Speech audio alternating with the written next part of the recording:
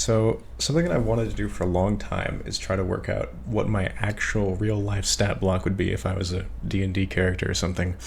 This is something that comes up pretty often in conversation with complete fucking nerds like me. So, let's do that, shall we? I'm going to be using this rationalization of stat blocks from this fucking ancient post.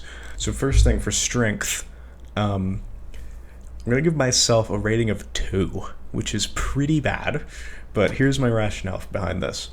I have an eating disorder.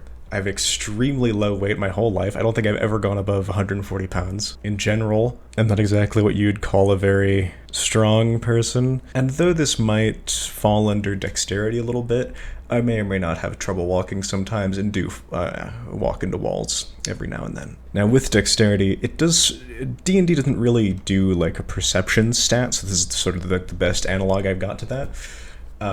And I want to note that all of my senses are fucked, all in different ways. And one of your senses is your perception of where your limbs are, and mine is not good. I am pretty clumsy, and I have a pretty extensive hand tremor pretty much all the time. So I would give myself a rating of this, looking at these, probably about 4. But I could see the rating going up, for sure. As for constitution, I do have asthma, which went untreated for a very long time, and so I don't breathe very good. And with the aforementioned strength and weight issues, I think this seems like a pretty fitting description. But I am pretty okay against illness so far, anyway. So I don't think that brings me up here, thankfully. Now, as for intelligence, this is pretty difficult to gauge because this is originally created for D&D characters who are quite a large step up above normal humans, but according to this chart, probably roughly somewhere in the 12 to 16 range here. Now, I don't invent shit, so that crosses off 18 and above, but I am pretty autistic and capable of identifying patterns and using logic, which puts me at least here. Of course, complimenting one's own intelligence is extremely egotistical, so I'm pretty weary of putting myself anywhere above average. Wisdom is a hard one for me to judge because, on one hand, my capability for common sense is pretty bad. But on the other hand, I am pretty good at reading people and can most of the time decipher where a story is going pretty easily. Situations?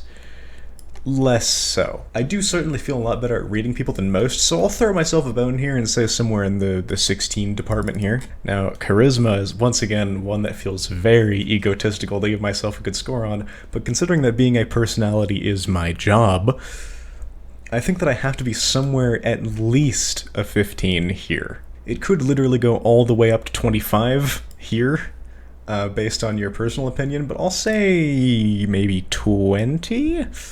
As people have definitely watched my videos for a lot of hours. The last one that I want to cover is luck, which isn't really a thing in D&D, but it is common in other systems like Fallout special stats.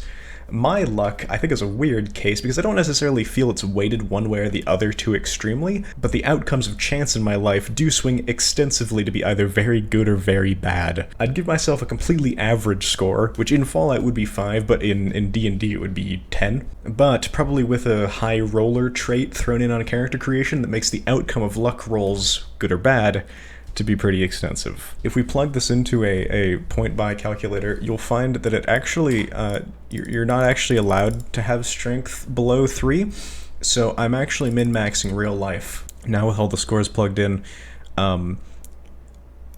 this is certainly a build. Let me tell you, I have no idea what the fuck you would play with this. I don't play D&D really, so I don't really know what class you would run with this, but I don't think internet video essayist is a class in D&D last time I checked, unfortunately, so I don't think I would do too well.